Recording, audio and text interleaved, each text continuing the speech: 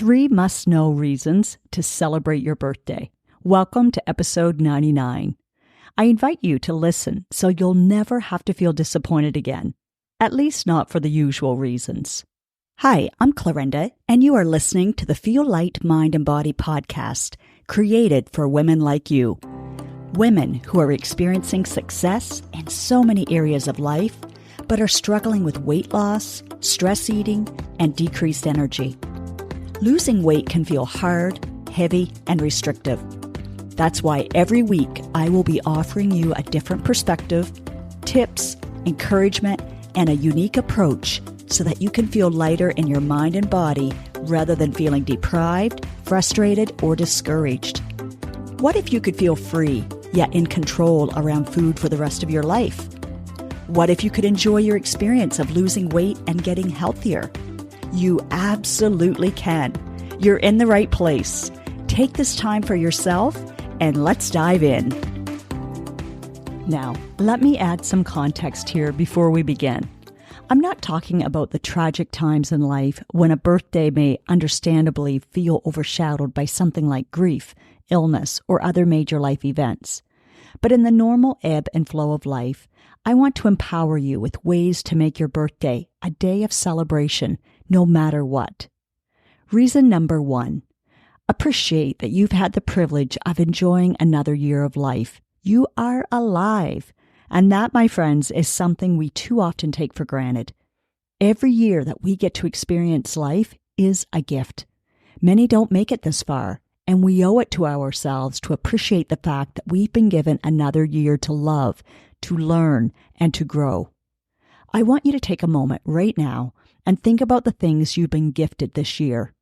And I don't mean just the physical gifts or obvious things like health or love.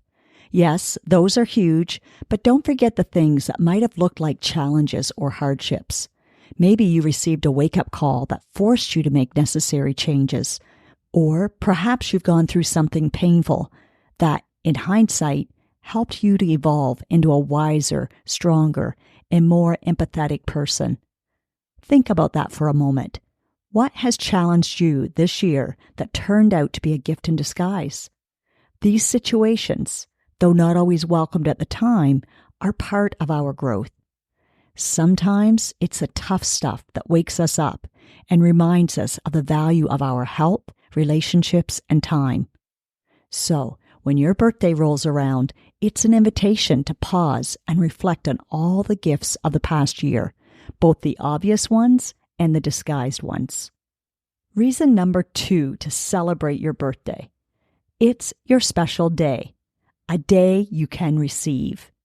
Let's talk about something that's a little tricky for many of us, receiving. I know a lot of us are givers, and that's a beautiful thing. But sometimes we struggle when it's our turn to receive. A few years ago, I had to ask myself, why am I uncomfortable with receiving? If that resonates with you, I encourage you to reflect on it as well. Our birthday is an opportunity to allow ourselves to receive love, attention, and care. But here's the truth. No one is responsible for making our day special. That's on us. And when we get this, it's such a freeing realization. I've had birthdays in the past where I was disappointed, thinking, they should know what I want if they love me. But here's the kicker. People can't read our minds. It's not fair to expect them to. If someone asks you what you'd like, give them some ideas. It doesn't have to be extravagant, but it gives them a way to make you feel special, and it allows you to enjoy the day without unmet expectations. And if no one asks, well, guess what? You get to create your own experience. I've made a practice of asking myself, what would make me happy on my birthday? And I go ahead and make it happen, whether it's a walk in nature, a nice meal, or just spending time with loved ones. I do a values assessment with my VIP clients, and one of the questions is, it's your birthday. What 3 things would you ask for? It's a powerful exercise because when you narrow it down to 3 things, it brings clarity to what truly matters to you. So, what would your answer be? Take a moment to reflect on that. This year, for my birthday, I didn't need a cake or a big party. Instead, I spent 3 wonderful days in Toronto with Brian and my daughter Brie. We walked, talked, laughed, and had meals together. And honestly, that's what filled me up. The simplicity of connection and making memories. My birthday was yesterday, Monday, but I'm recording this on Saturday. Since I know I'd love to enjoy time with my friends, I've let them know where Brian and I will be enjoying a late sunny afternoon, soaking up the last day of the September sun. As much as I will be excited to hug those who join us, I'll be equally content to just sit and enjoy being with my man. Gifts aren't an expectation from my friends. Quality time chatting, walking, and if that includes a coffee or lunch, then that's simply a sweet bonus.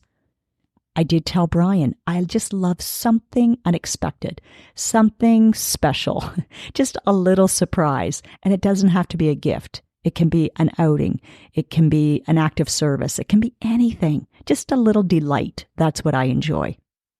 My mom, who has progressive dementia, hasn't remembered my birthday for at least the past 11 years. I remember the first few years being so sad about this and feeling sorry for myself.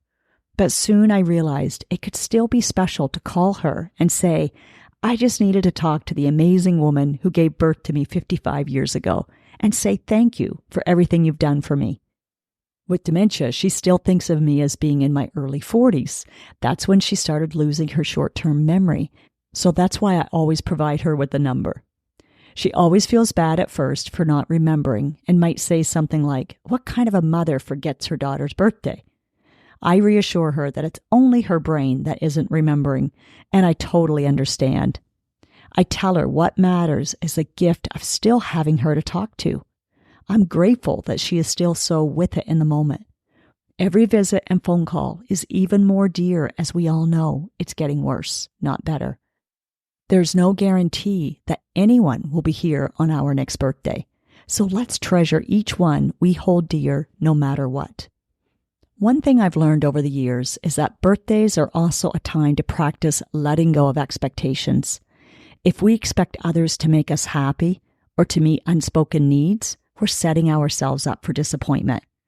Instead, I encourage you to think of your birthday as a day for self-love, self-care, and reflection. What would make you feel loved and celebrated? And then go out and do it. Reason number 3 for celebrating your birthday. You are worthy of creating a day that fills you up. This is your day to create, and you're worthy of enjoying it, whatever that looks like for you. Maybe it's a quiet day in the woods on a trail, sitting by the pool. Maybe it's a day surrounded by friends, or maybe it's a mix of both. The point is, it doesn't have to look a certain way, and it doesn't have to cost a lot of money either. Sometimes the most fulfilling days are the ones that don't cost a dime. A walk by the river, a coffee with a friend, or just taking the time to enjoy a beautiful sunset can be incredibly nourishing. And you know what? It's okay if your birthday does cost money too. If you want to splurge and treat yourself, go for it. There's no shame in that. Your birthday is a time to reflect on the past year and hopefully celebrate the person you've become. I always remind my clients that when you celebrate yourself, you're also teaching those around you how to celebrate themselves. You're giving them permission to enjoy their own special day, free from guilt or unmet expectations. There's a ripple effect when we lead by example. The more joy we embrace in our own lives, the more we inspire others to do the same. Speaking of joy, I've chosen a word for my 56th year. Joy. I want to look for joy, feel the joy, be the joy, and choose joy in every situation. And let me tell you something important. Joy is not the same as happiness. Joy is deep and steady and can coexist with other emotions like grief, sadness, or fear. Happiness is fleeting and often dependent on external circumstances. But joy is something that comes from within. It's a choice we make. The fullness of joy in the Christian faith is cultivated through intimacy with God. That is part of my morning and evening quiet time. But recently, I've also been infusing it into moments of breath work interspersed in the day. One of the steps to experiencing joy is to develop the habit of gratitude, to remember and reflect on our many blessings, and to give thanks. Joy, peace, thankfulness, and hope, they all go hand in hand. This year, I'm making an even more conscious effort to focus on joy, not just when things are going well, but also when they're challenging. I encourage you to do the same. Choose a word that will guide you through the next year and let it inspire you to live with intention. Maybe your word is growth, freedom, or peace. Whatever it is, let it remind you that you are evolving every day, and your birthday is just one more milestone on that journey. And to help you on this journey, I have something special for you. If you'd like a little inspiration to kickstart your own celebrations and reflections, I've put together a free resource called 12 Tips to Add More Value to Your Life. Feel and be amazing. You can find the link in the show notes. Let's recap the 3 must-know reasons to celebrate your birthday. 1. Appreciate that you've had the privilege of enjoying another year of life. 2. It's your special day. Receive with an open heart. 3.